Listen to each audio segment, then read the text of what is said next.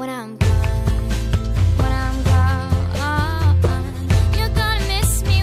à tous, j'espère que ça va et que vous êtes prêts pour la rentrée. Justement, je vous retrouve avec un maquillage 100% petit prix. Donc on commence tout de suite par venir mettre une crème de la marque Clinique qui n'est pas très chère en fait, elle coûte 18 € je trouve et elle est vraiment idéale parce qu'il faut très peu de produits pour venir hydrater la peau. C'est une texture gel comme ça qui s'applique très facilement et qui du coup floute un peu les pores et permet de faire une bonne base de maquillage. Ensuite une bébé crème qui m'a servi pendant tout mon collège et que j'applique encore maintenant, de la marque Garnier, qui est idéale car elle vient donner un petit peu de bonne mine comme ça, donc là c'est la teinte claire. Et en même temps, elle a un côté un peu lumineux mais pas brillant. C'est juste parfait pour unifier lorsqu'on a des petites imperfections, etc. Évidemment, si vous êtes comme moi, à la rentrée, on a tendance à avoir des petits boutons qui montent le bout de leur nez en fait à la rentrée et des cernes. Donc on va venir cacher tout ça avec le Dermablend de Vichy, qui est un fond de teint que j'utilise en tant que correcteur. Donc je l'applique sur les petites imperfections et aussi un peu sur les cernes. Pour venir illuminer le tout, j'hésite pas à utiliser deux produits un peu illuminateurs comme ça qui sont des anti-cernes de la marque Bourjois et Sephora. Celui de Bourjois j'utilise pour les cernes et pour Sephora, comme il est très clair, je vais l'utiliser au niveau des zones de lumière pour donner meilleure mine.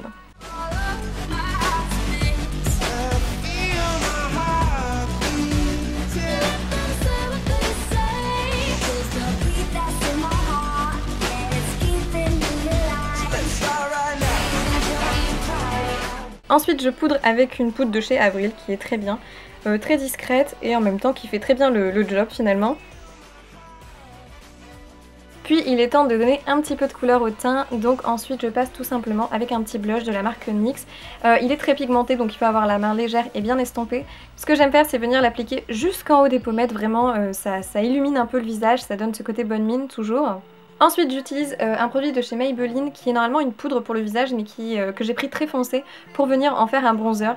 Et ça fonctionne très bien, du coup ça n'a pas du tout de teinte orangée et c'est très facile à travailler.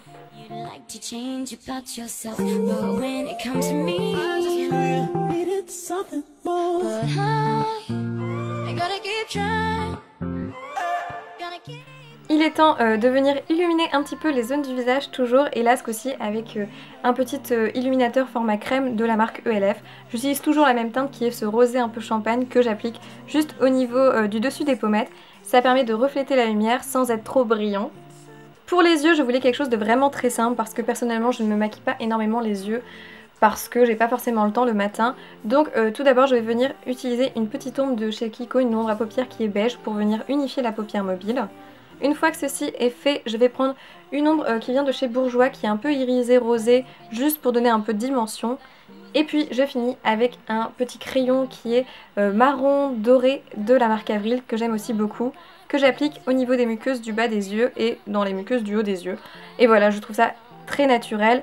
Évidemment je termine avec un mascara qui donne du volume et qui va tenir toute la journée. Le mascara Volume Glamour Max de chez Bourjois que j'aime énormément.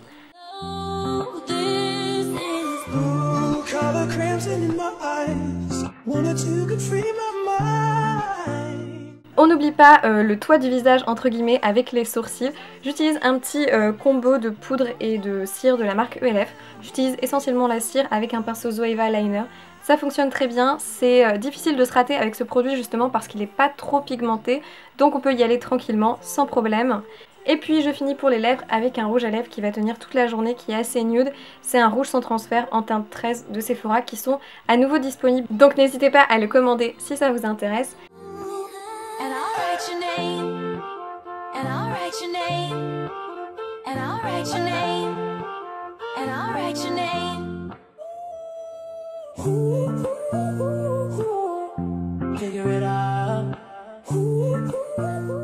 Et puis pour fixer le tout, je finis avec la brume Cérozinc de La Roche-Posay. Voilà, je trouve que c'est un maquillage simple mais quand même avec plusieurs étapes.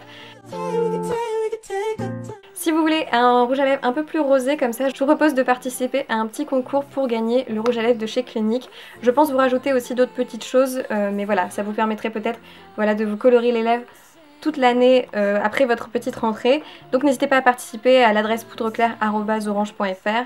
Je vous fais plein de bisous, je vous dis à dans une prochaine vidéo et bon courage pour la reprise. Ciao!